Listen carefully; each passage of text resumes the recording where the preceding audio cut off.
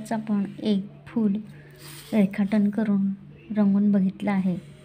आता आपण याचप्रमाणे दुसऱ्या फुलाचा आकार घेऊन कशा पद्धतीने रंगकाम करायचं आणि मधुबनी टेक्स्चर कशा पद्धतीने करायचं हे बघणार आहोत। याप्रमाणे मधुबनी चित्रकलेसाठी बॉर्डर करणे खूप आवश्यक असते।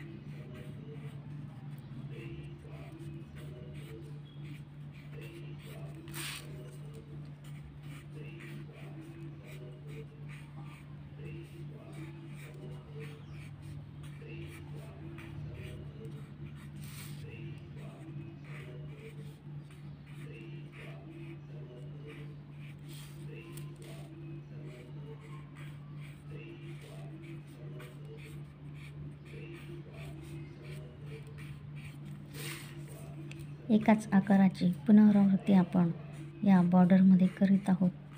तुम्ही पण या प्रकारे बॉर्डर करायला शिकलंच पाहिजे, कारण मधुबनी पेंटिंगला बॉर्डर असल्यावरच खूप सुंदर दिसते। पद्धतीने तुम्हाला जास्तीत जास्त प्रमाणात मधुबनी चित्रकलेचा सराव केल्यावर तुम्हाला अधिकाधिक मधुबनी चित्रकला छान प्रकारे समजेल। आता आपण मधुबनी पेंटिंगसाठी एक वेगळ्या प्रकारचे फूल बघणार आहोत।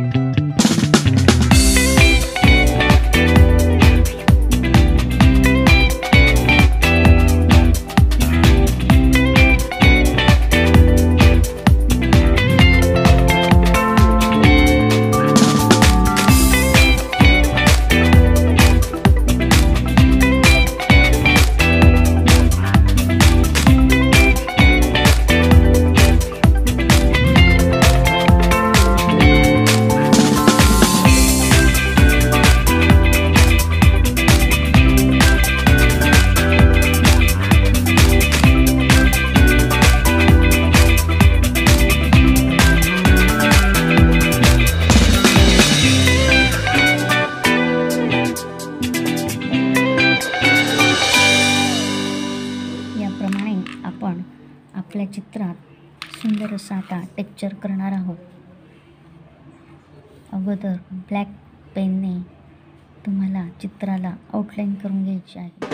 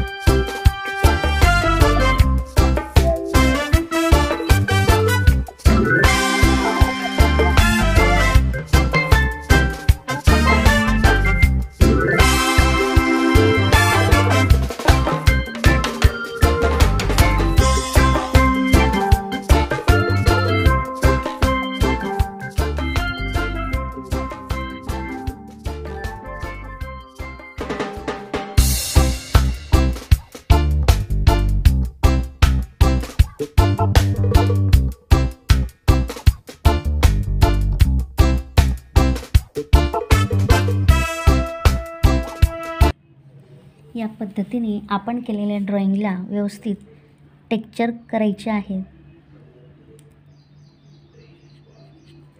तुम्ही कोणत्याही आकाराचे टेक्स्चर घेऊ शकतात. इथे मी एकच आकार वापरत आहे. तुम्ही विविध आकार वापरून टेक्स्चर घेऊ शकता.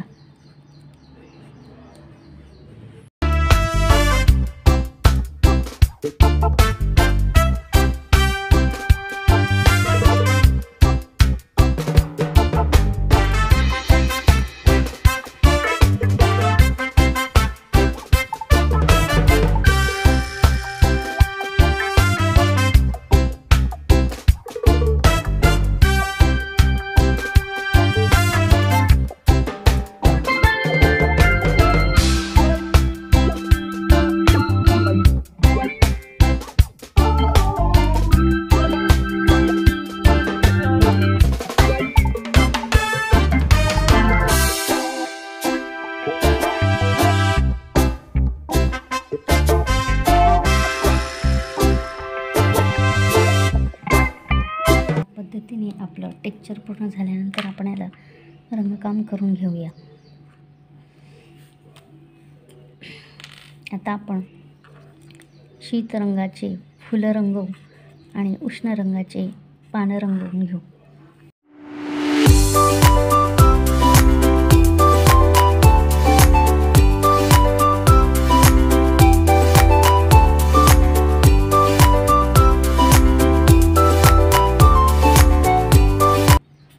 मधुबनी चित्रकला मलाही सुरुवातीला खूप अवघड विषय वाटत होता, परंतु रोजच्या प्रॅक्टिसने मला हा विषय खूप सोप्या पद्धतीने समजला आहे आणि तुम्हालाही समजेलच अशी मला खात्री आहे.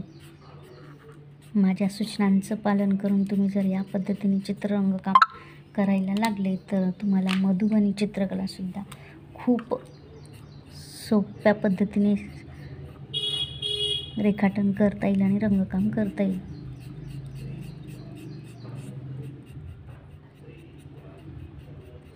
अशा छान मधुबनी पेंटिंग तयार करून आपण आपल्या मित्रमैत्रिणींना गिफ्ट म्हणून देऊ शकतो किंवा आवश्यकता असेल तिथे तुम्ही ती पेंटिंग तुमची सेल करू शकता किंवा आपल्या घरातच सजावट म्हणून त्याचा वापर करू शकता.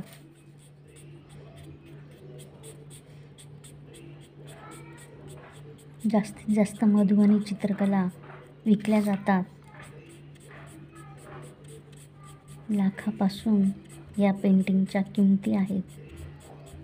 तुम्हाला एक बिझनेस करायचा असेल, ज्या महिलांना बिझनेस करायचा आहे त्यांच्यासाठी मधुबनी चित्रकला हा एक चांगला पर्याय आहे. अशा छान पेंटिंग तयार करून तुम्ही सेल करू शकता.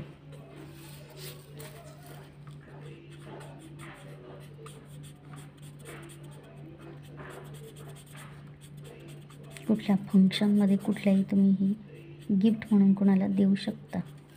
अशी सुंदर मधुबनी चित्रकला तुम्ही पहिल्यांदाच बघत असाल.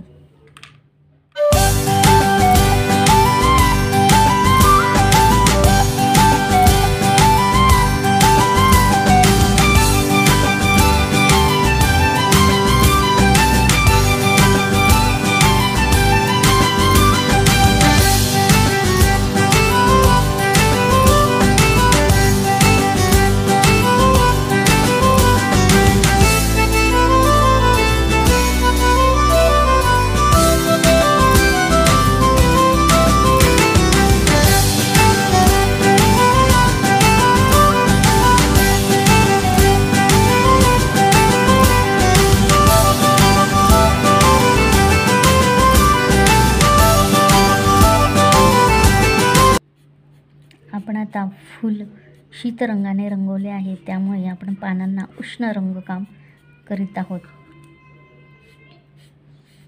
लाल रंग, नारंगी रंग आणि पिवळा रंग हे उष्ण रंग संगतीमध्ये आहेत आणि निळा, जांभळा, हिरवा हे शीत रंग आहेत.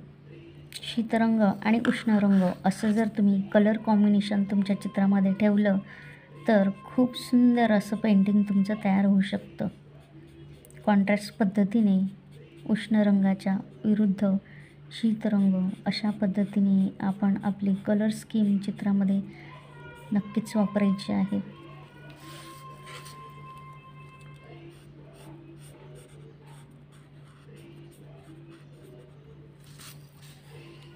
अशी सुंदर मधुबनी चित्रकला तुम्हाला शिकायला नक्कीच आवडत आहे.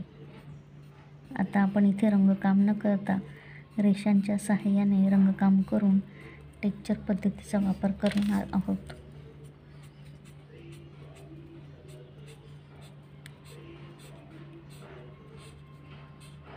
टेक्स्चर विथ कलरिंग असा हा प्रकार आहे.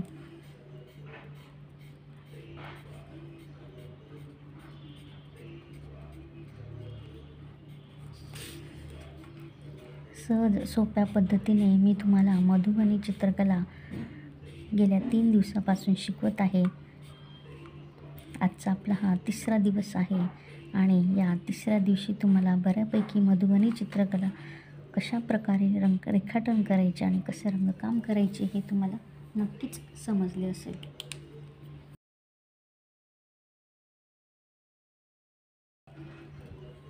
आता आपण बॉर्डरमध्ये सुद्धा काही ठिकाणी कलरिंग करूया,